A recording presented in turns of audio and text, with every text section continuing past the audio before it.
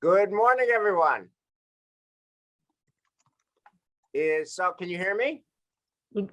We don't hear you clear, Wes, not loud enough. You do not hear me. Okay, never mind. Now can you hear me? Yes, Great, yes. and can I see everybody's beautiful faces? If those of you are comfortable showing your faces, would love to see your beautiful faces.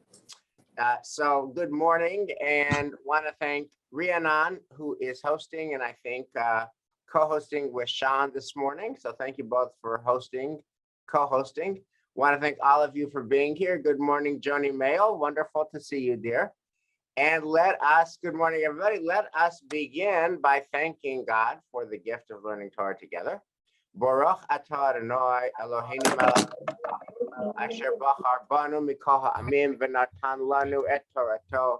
Baruch atah Adonai noten haTorah. So I am so excited for this conversation because I think it's going to raise really interesting questions about human nature itself. Let me frame this. Most of us know about the sin of the golden calf, which is the big story in this week's portion. What's less well known is that the sin of the golden calf happens twice. It happens once in this week's portion, let's say the year 1200, rough and tough. And then it happens again in the years 900 or so before the Common Era, so 300 years ago. And the sin of the golden calf raises a question about why they would do it. We'll look at that more deeply. And then the fact that it happens in the year 900 raises the question, why would they do it again? Why would they do it at all? What does that say about human nature? And why would they do it again? And what does that say about human nature? So, Rhiannon, if you can get us back to the first page of our text. I'm reading now. We're just going to look at the story as it begins from chapter 32 of Exodus. This is this week's portion. So, when the people saw that Moses was so long in coming down from the mountain, next page, please, Rhiannon. Okay, the people gathered against Moses and said to him, "Come, make us a god who shall go before us. For that man who brought us from the land of Egypt, we do not know what has happened to him." Aaron said to them, "Take off the gold rings that are on the ears of your wives, your sons and your daughters, and bring them to me." P.S. Note that Aaron here is talking only to the men because he's speaking to husbands, because he says, take off the gold rings that are on the ears of your wives. When they give their gold for the tabernacle, the Torah is very explicit, and repeatedly so, that it's men and women, men and women, men and women. So it really does seem, the pshat really does seem like the initiation of the golden calf was a man thing, a guy thing.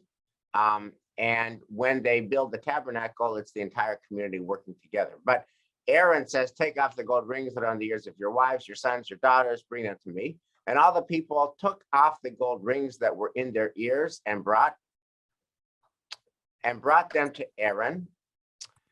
This he took from them and cast in a mold, and he made it into a molten calf. And they exclaimed, and don't forget this is really important. "This is your God, O Israel, who brought you out of the land of Egypt." When Aaron saw this, he built an altar before it, and Aaron announced, "Tomorrow shall be a festival of the Lord."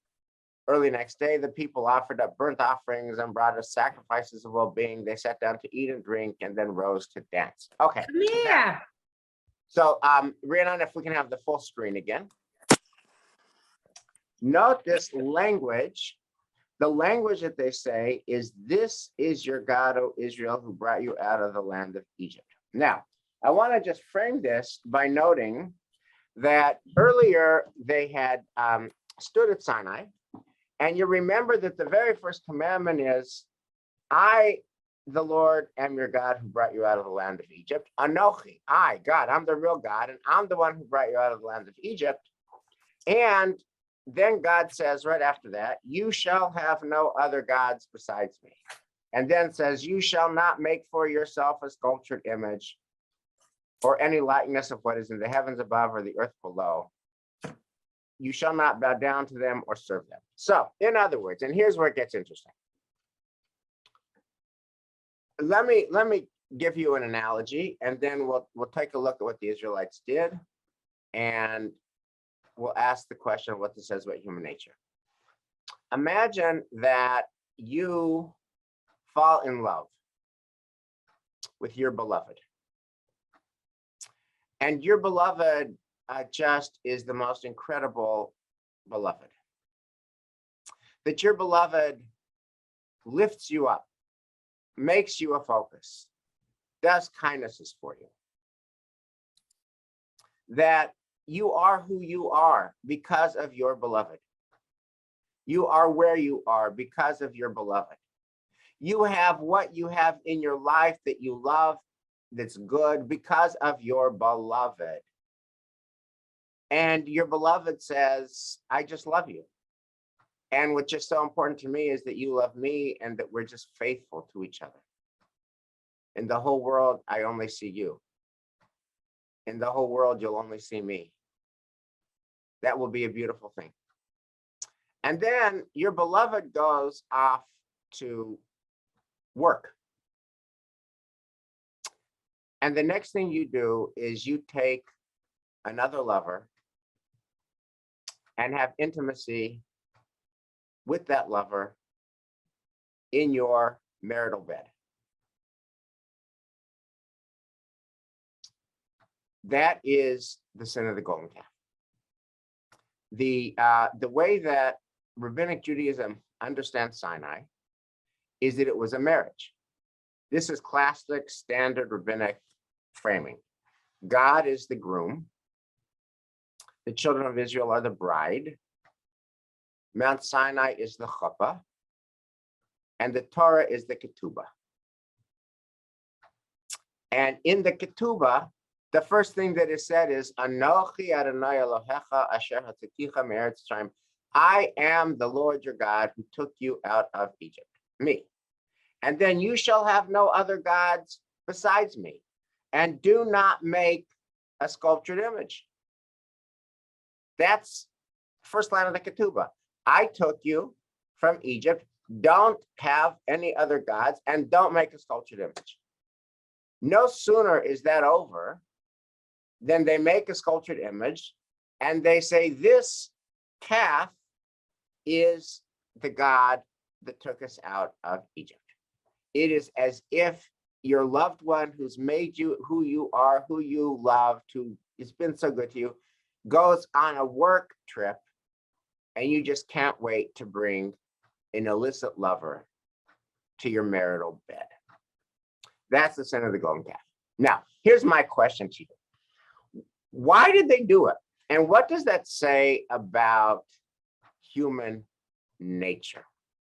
Why did they do it? And remember, they just went through the 10 plagues. They just went through the Sea of Reeds where God splits the sea. What a miracle, what a miracle. They just stood at Sinai. And after all that, 10 plagues, splitting of the sea, standing at Sinai, they do exactly what God says don't do. What do you make of that? And what is it saying to us about human nature? Is the Torah making a claim that we're somehow not capable of being faithful? What's the statement here? Please weigh in. I'd love your thoughts.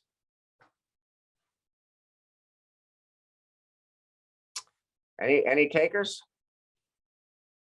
Paul Kalis. We have a very unhappy group of people, despite the history that you just described. They've been wandering in the desert, and their God was supposed to be delivering them to the land. And here, this hasn't happened. Therefore, a new God took that God's place who might fulfill their wish. So Paul, you're saying that it's not what have you done for me, it's what have you done for me lately. Yes, And that's what's going on here is human nature is, the 30 years we've had together, the 40 years together that we've had, that's nice. But what really drives me is like, now, what have you done for me lately? no, it wasn't nice. It wasn't nice. They were wandering around in the desert. Okay. Well, they weren't slaves, but in any way, That's right. your point is that what this says about human nature is that we're incapable of a long-term reckoning perspective, that we're incapable of thinking, wait a minute now, I was a slave last year, and now because of the 10 plagues and the splitting of the sea, I'm free. I'm not yet where I want to be, but look at how far I've come. And that human nature can't engage in that analysis. And all we can say is, am I there yet? Am I there yet? No, I'm not there yet. Okay, so I'll commit adultery. Is that what you're saying the Torah is saying about human nature? You're on mute, Paul. Partially. Okay. Do you think, Paul, do you think that we in our lifetime, the people who are on this screen in our own lifetime, in some different way, are guilty of this sin? In other words, is this sin that they did about them in the year 1200, and again, we'll see in the year 900, or is this about us? Do we do this? Do we in our own way commit this, whatever it is, do we do this? Any takers? Well, frequently, but not Frequently. always. Frequently, How? but not always. Okay. How frequently, but not always? Okay. And what's a contemporary resonance of the frequent commission of this kind of transgression?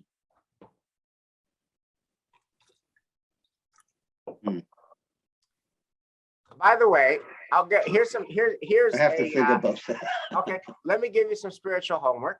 I gave this to Joan Mail the other week when I was flying home from Israel, and the flight feels like a million hours, and I couldn't sleep, never can sleep on these planes, was wandering on the screen for some kind of movie. And I saw a movie with Meryl Streep. I love Meryl Streep. She's my favorite actor. And the movie happened to be Bridges of Madison County, which is a story about unfaithfulness. So here's your homework. Watch Bridges of Madison County and email me what you think about it. I'll tell you, when I saw this movie, when it first came out, I just couldn't believe it. It's adultery. It's horrible. It's terrible. It's awful. I just had no patience for it. And now when I watch it in a later season of life, well, I'm not a huge adultery fan. I had a much more nuanced, complex reaction to the Bridges of Madison County. So watch that movie, and I would be interested in your reactions. But okay, so so Paul says, frequently we are guilty of this. Anyone want to just kind of weigh in on what you think this deed says about human nature? And if not, we can move on, but it's just curious to me. Like, what do you think it says about human nature that people did it? It's much rich. If it's only about the people of Israel, it's not quite as rich. If it's only about some weird incident in the Bible, it's not as rich. The question is what to say about us. Any takers? Elise Friedman, thank you. I think it says that that people are just undependable. Mm. and even the people that we trust the most, they're easily swayed, like, grass in the wind or whatever they call it. That's I think people don't mean to be undependable, but we are. Mm. Okay, I don't know why I'm in a movie mood, Elise, but best scene ever At the very end of Ordinary People with Donald Sutherland and Timothy Hutton and Judd Hirsch and Mary Tyler Moore, Ordinary People, I think it's very like 1979, 1980 type of movie. Won Best Picture, Robert Redford directed it. At the very end, this is a family of four where one of there's two sons and one dies in a tragic incident at sea. And Mary Tyler Moore, who is the mother, just can't handle it, and the marriage breaks apart and she leaves. And the last scene is Donald Sutherland and Timothy Hutton in their backyard in the morning, it's cold. And Donald Sutherland says to Timothy Hutton, don't ever put too much trust in people. They'll let you down. They'll disappoint you. And that's the next to last line in the movie. And the last line is Timothy Hutton saying, Dad, you never disappoint me. I love you. That's the last line of the movie. And maybe part of the energy of this story is about Donald Sutherland's line to Timothy Hutton, namely, don't put too much trust in people, they'll disappoint you. And here, after all God did, they disappointed God. Maybe it's about undependable human nature. Thank you, Elise. Any other takers? Yes, Susan Myron, love to hear your thoughts.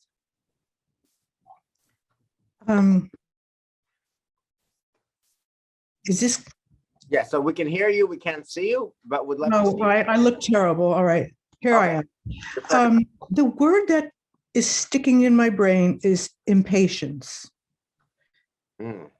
And if I were one of those people who had to wait indefinitely, I don't know what I would have done. But the second thing that strikes me is, with people leaving marriages and doing this and doing that, building golden calves, is this weird thought that we can do it better. Let's try. And it's not a good idea most of the time. You're saying, who says we can do it better? What? Say more about that. People who are leaving and doing bad things. It's, I'm going to put me in control. Mm. I've had it with this covenant. It's Okay. it's impatience. Okay. And you say, I'm taking over now. The bargain hasn't worked. I'm going to take over. I'm going to walk out of a marriage. I'm going to take action, which is probably not a good one, Right. because I'm impatient. Things aren't working out. Okay. So And you're not taking the walk. Undependability, self-centeredness, impatience. Okay. Impatience. Volatility. Okay. Good. Thank you, Susan. Karen, what else do you see in this about human nature? I think that we need to be kinder to our ancestors and say that this whole thing of believing in God was new, and that you can't see our God, but you can see a golden calf. I mean, that's the thing about idols. So they reverted back to an older, more simple way of looking at God.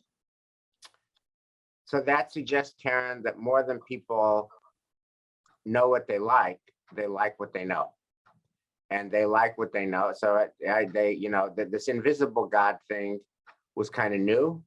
People like what they know. What they knew was the idols. And that's what was, right? So it speaks to the human proclivity to favor the current pattern, the status quo. And don't shake up my world with whole new big concepts. Those of us who have been kicking and screaming to enter the digital age, can appreciate, like maybe yearn for an age where everything wasn't on a screen going so fast, right? And we like what we know, and the Israelites like what they know, and maybe that's it. Okay, here's what's clear. And now we're going to pivot, which is it does not work out very well for the Israelites. I'm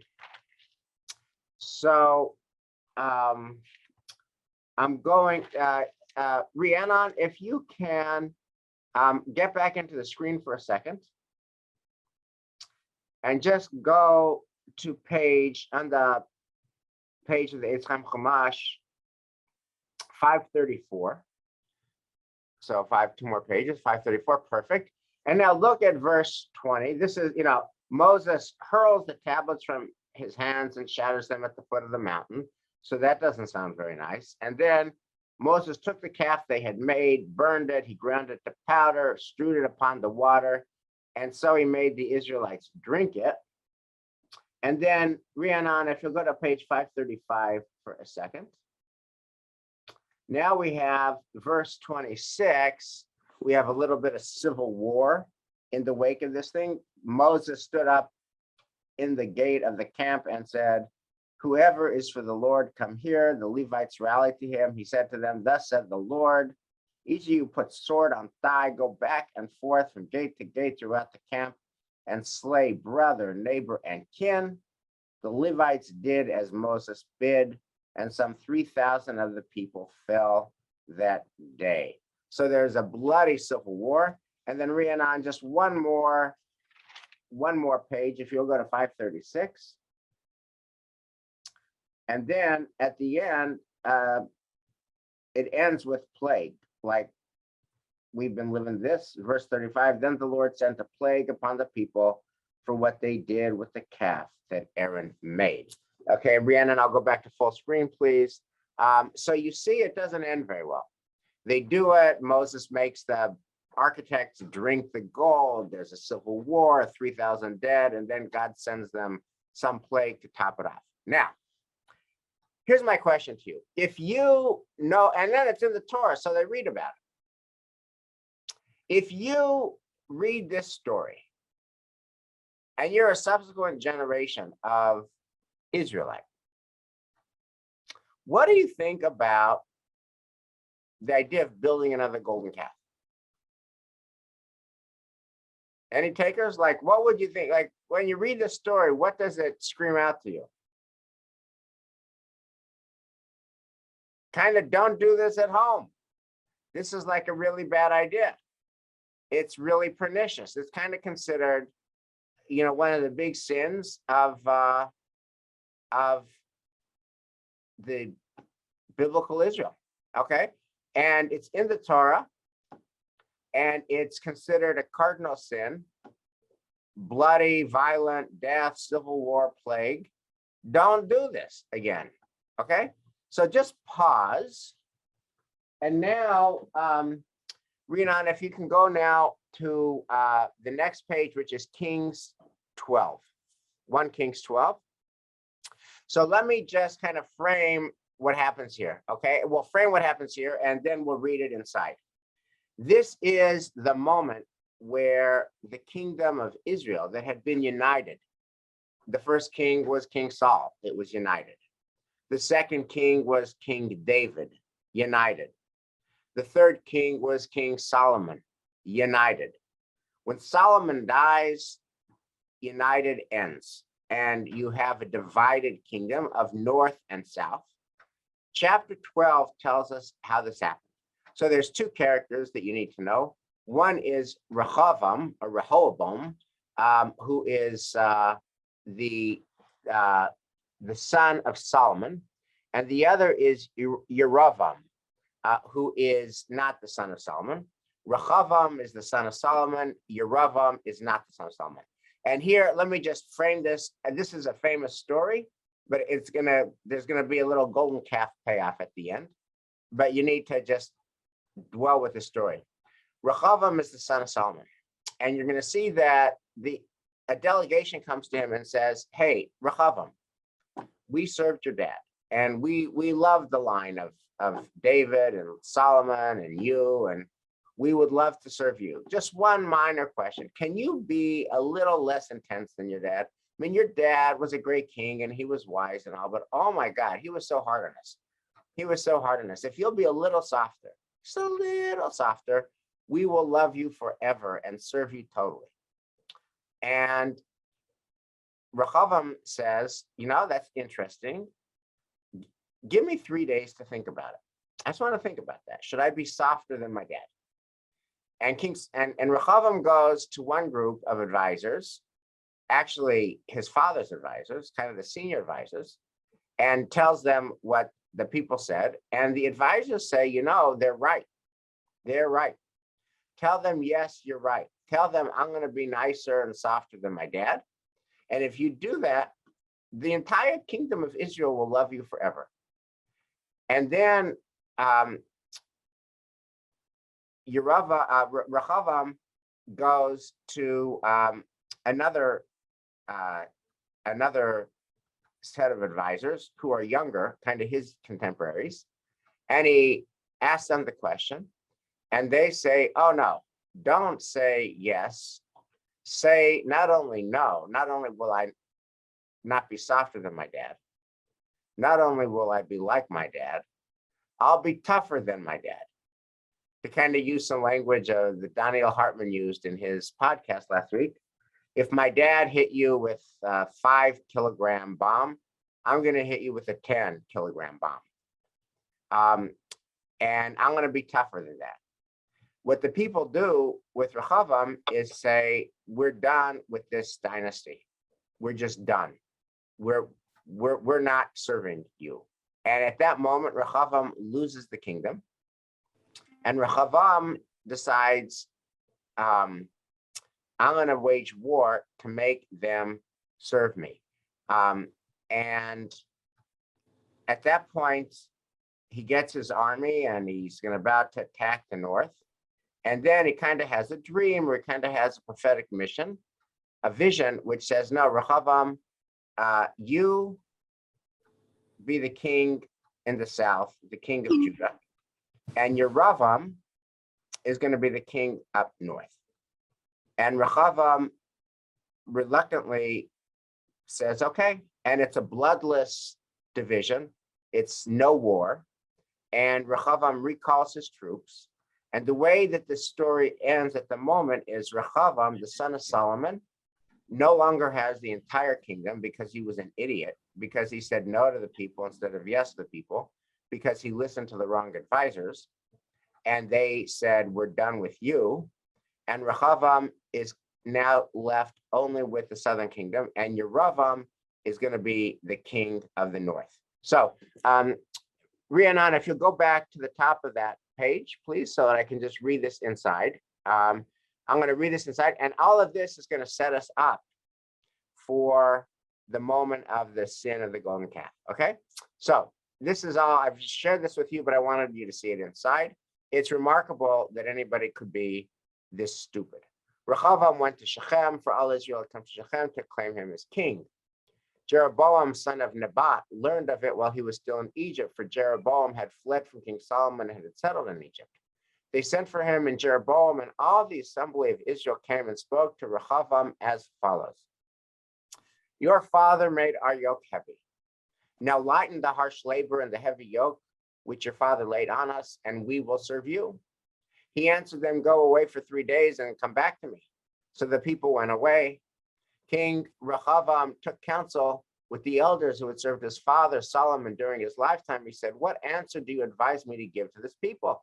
They answered him, if you will be a servant to those people today and serve them, and if you respond to them with kind words, they will be your servants always. Good advice, he should have followed it. Verse 8, but he ignored the advice that the elders gave him and took counsel with the young men who had grown up with him and were serving him.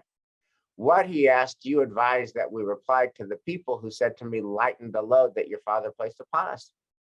Verse 10, and the young men who had grown up with him answered, speak thus to the people who said to you, your father made our yoke heavy, now you make it lighter for us. Say to them, my little finger is thicker than my father's loins. My father imposed a heavy yoke on you, and I will add to your yoke. My father flogged you with whips, but I will flog you with scorpions. Jeroboam and all the people came to Rehoboam on the 3rd day, since the king had told them, come back on the 3rd day. The king answered the people harshly, ignoring the advice that the elders had given him. He spoke to them in accordance with the advice of the young men and said, my father made your yoke heavy, but I will add to your yoke. My father flogged you with whips, but I will flog you with scorpions. Verse 15, The king did not listen to the people, for the Lord had brought it about in order to fulfill the promise the Lord had made through Ahijah the Radadat. 16, when all Israel saw that the king had not listened to them. Listening is so important in the Bible and in life. The people answered the king, we have no portion in David, no share in Jesse's son. To your tents, O Israel, now look to your own house, O David. So the Israelites returned to their homes. But Rehoboam continued to reign over the Israelites who lived in the towns of Judah. So because of his arrogance and his overreach and his inability to listen, he loses the whole kingdom, and now he gets only Judah. Verse 18, King Rehoboam sent Adoram, who was in charge of the forced labor, but all Israel pelted him to death with stones. Thereupon King Rehoboam hurriedly mounted his chariot and fled to Jerusalem. In other words, they literally stoned the king. They stoned the descendant, the grandson of King David. They stoned the son of Solomon, and they say, don't you take us for granted. We are done with you. 19, thus Israel revolted against the house of David, as is still the case. When all Israel heard that Jeroboam had returned, they sent messengers and summoned him to the assembly and made him king over all Israel. Only the tribe of Judah remained loyal to the house of David. Okay, so you've got a divided kingdom. One tribe is loyal to Solomon's son Rehoboam, everyone else loyal to Jeroboam.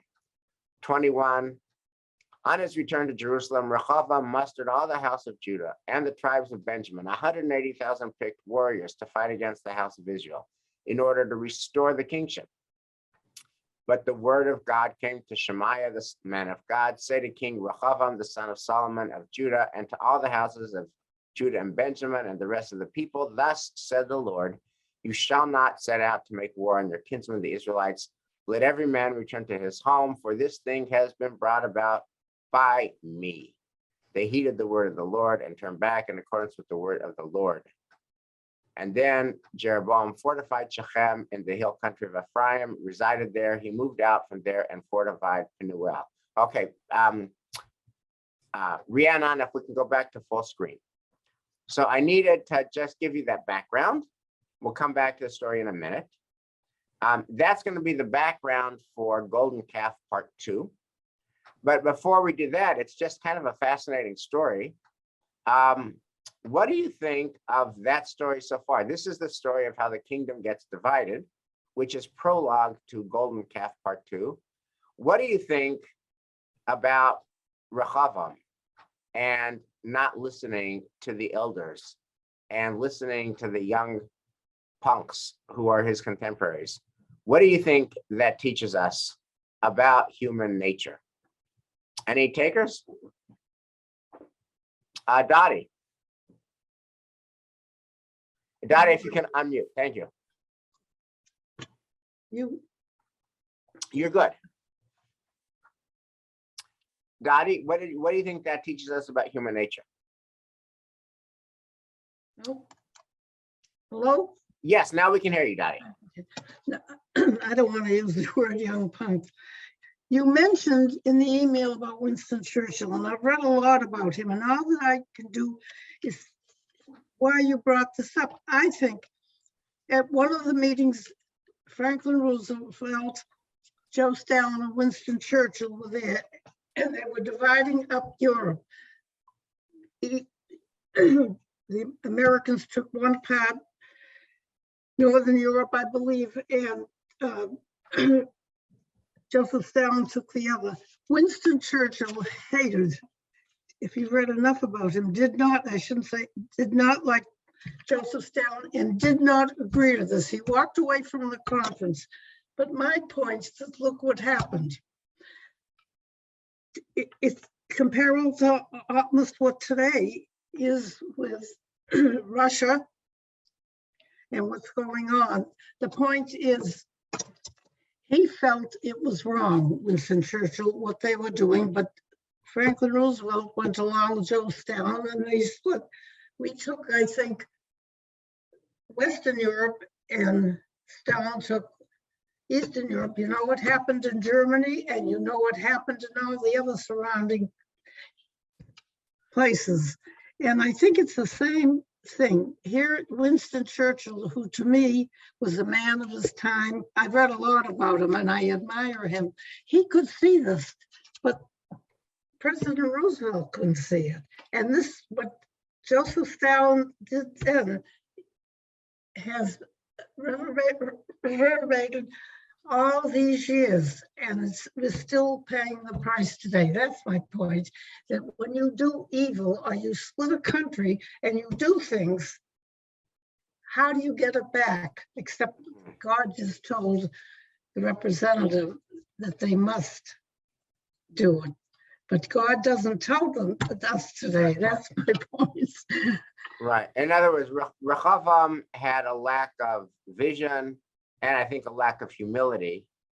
And the lack of humility resulted in the division of the kingdom, and he wanted to get it back, but then in the end he acquiesced to this message of God. Yeah, to me it's a shocking story about hubris, and it's a shocking story about thinking about who you take advice from. Like when you consult with people for wisdom, it's good if the people that you consult for wisdom are wise. But if you ask people for wisdom who are unwise, then that can be at your peril. And that was the case here. And he wasn't wise enough to listen to the young, the older generation. So he now has a much less of a kingdom. And now we're going to shine the light on Jeroboam. So Jeroboam now finds himself. And remember, Jeroboam was at the beginning of the story. He was prepared to serve Rehoboam. Yerovam was prepared to serve Rehoboam. That is, Jeroboam was prepared to serve Rehoboam. But because of Rehoboam's lack of humility and his arrogance, etc., now Rehoboam is the small king, a king of a small kingdom, and Jeroboam is the king of 10 tribes, everybody but Judah and Benjamin. Now, here's what happens next is a little bit shocking. Rhiannon, if you can go back into the story, we're in verse 25, okay? Jeroboam, thank you so much, Rhiannon. Jeroboam fortified Shechem in the hill country of Ephraim and resided there. He moved out from there and fortified Penuel. So, like during presidential debates, they always say, what are you going to do with your first 100 days? So this is a bad first 100 days. Jeroboam said to himself, now the kingdom may well return to the house of David. If the people still go up to offer sacrifices at the house of the Lord in Jerusalem, the heart of these people will turn back to their master, King Rehoboam of Judah. They will kill me and go back to King Rehoboam of Judah. So the king took counsel and made 2 golden calves. He said to them, the people, you have been going up to Jerusalem long enough. This is your God, O Israel, who brought you up from the land of Egypt. In other words, he repeats exactly the proclamation that was said in Kitisa. King Jeroboam says exactly what the Israelites said at the time of the golden calf. This is your God, O Israel, who brought you up from the land of Egypt. He set up one in Bethel and placed the other in Dan. That proved to be a cause of guilt, for the people went to worship at the calf at Bethel and the one at Dan. He also made cult places and appointed priests from the ranks of the people who were not of Levite descent. He stationed at Bethel the priests of the shrines that had appointed the sacrifices of the calves that he had made, etc., etc. Rhiannon, if we can come back to full screen. So in other words, what he does is he literally doubles down on the golden calf. He makes 2, not 1, Bethel and Dan. And he repeats the very offensive words that this is God who brought you out of Egypt. Now, here's my question. Why does he do that? And what does that tell us about human nature? When you make a really kind of big mistake, why would he make that mistake again? Any takers? Love some insights here. And what is this saying about human nature? That Jeroboam makes the same really bad mistake even though he must have read Parshat Ki Tisa that we have this week. Any takers? Well, I will tell you a story. And my question is why this didn't happen to Jeroboam. Every day, you know, I run to Minyan and I'm always late. And last year, we were a one-car family because Sam had the second car in Brooklyn. And we just had Shira's car, which is in January. It was in the garage. And our driveway was empty. It was always empty. And I'm always running late to Minyan. So I opened the garage and I kind of get out of the driveway with urgency to be less late to Minyan. And I was guilty of not looking at the driveway because there was never any cars in the driveway. Well, the morning after Shira's birthday was a Sunday, and I was going to Minyan, and I was going there late. And I opened the garage door and I sped out, and I forgot that Sam had come to see Shira for her birthday. So the one car smashed into the second car. And on the way to Minyan, both cars were damaged. And I ended up having to take both cars to this car plant in Revere. And, you know, we were on a loaner car forever as they fixed both cars. Okay, dumb mistake. Why do I bring this up? That was more than a year ago.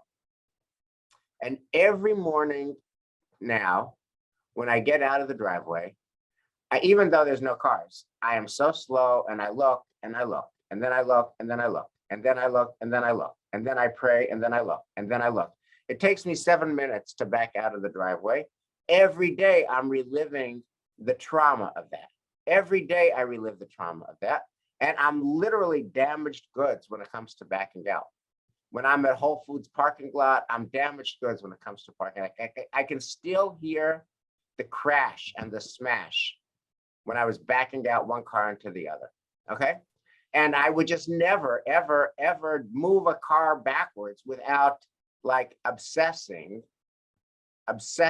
about what I'm looking at. Now, here's my question. Why does Jeroboam not do the same thing when it comes to the sin of the golden calf? He knows it doesn't end well. Why does he not learn from the past, but in fact repeats the past and doubles down on the past? Any ideas? Any takers? Paul, always grateful for your ideas. And I want to just acknowledge, you know, the passing of David Kopelman. You know, and David was always so eager to share and had so much to say. And I know that you and David were just close friends, and we miss David. I miss David in this moment, and may David Kopelman rest in peace. And now, Paul, you just brought up something. David calls me when he was in the hospital dying, and he told me that he was not going to go home alive, and that how much he loved me.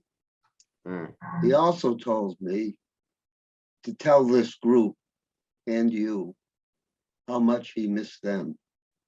And he made a point of that. And then he came home, and a couple of days after he came home, he passed away because he wanted to die at home and not in the hospital. Right. Now, in terms of what we're discussing today, I'm not so sure that the 300-year time interval was knowable. I can't remember which one it is, Rehoboam or Jeroboam. Jeroboam, yeah. Yeah. He may not have known. I don't know what the communication would have been like. Okay. And there is a tendency for some people to do the same deed and expect a different result. And that seems to be a part of human nature, not always, but frequently. Okay. John, would love to hear your thoughts. John Boris, I have two thoughts. please. Is, was it unsuccessful for Jeroboam during his lifetime? Did he, in fact, not have people go back to David and maintain a separate kingdom? So for him personally, did he reap the same bad outcome that had happened to the Israelites who did the first calf? My second thought, and one I've always had concerns about, is that how does Aaron get to skate in Exodus?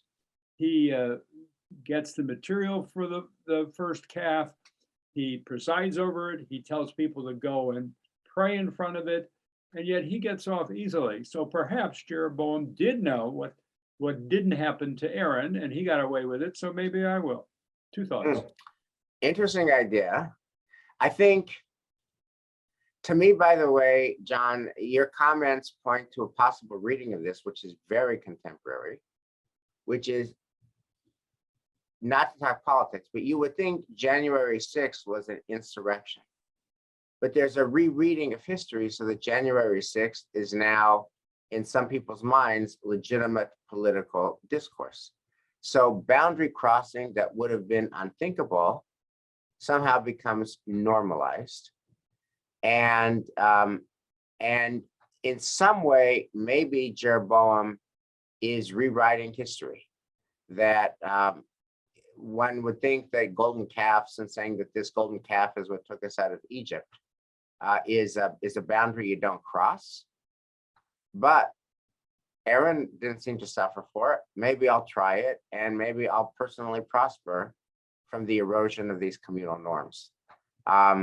End of the story, he does serve for 22 years. So in some sense, he keeps his hold on power, but there's a lot of kickback. If you read this, it's immediately after this, the text says God really is ticked off at him and doesn't like him and sends prophets to prophesy against him. So he ends up having a very belligerent and troubled reign, but it lasts for 22 years.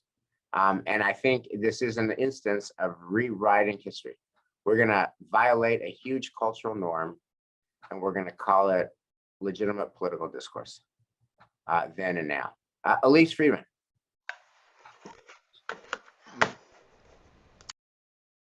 I think that he was being a demagogue. He saw that it had worked with Aaron for a while, that he was the golden calf really got all the people behind Aaron, and he was popular as could be because here he had made the golden calf. And so now he's making two that'll get the people even more behind him than the people, the Israelites behind Aaron. I think that what happened bad to him didn't really matter.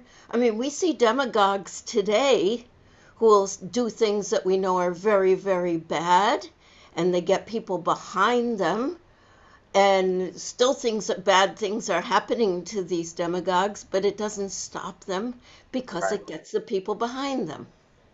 Right.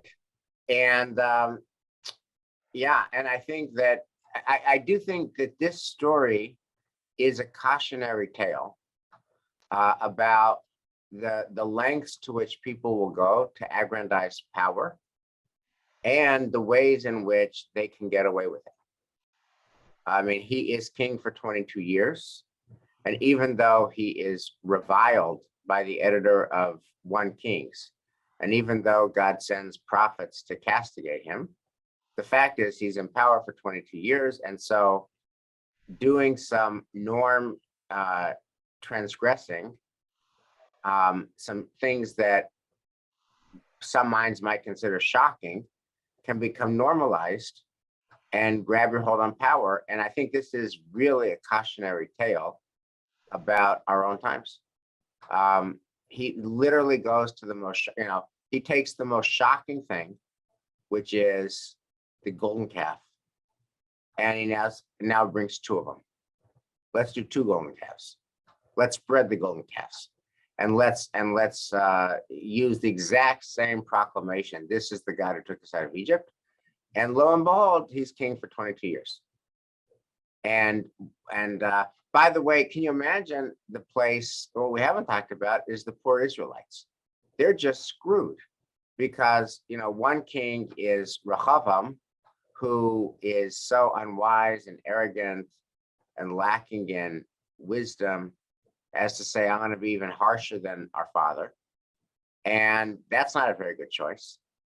Or Jeroboam, who spreads all this idol worship. That's not a very good choice.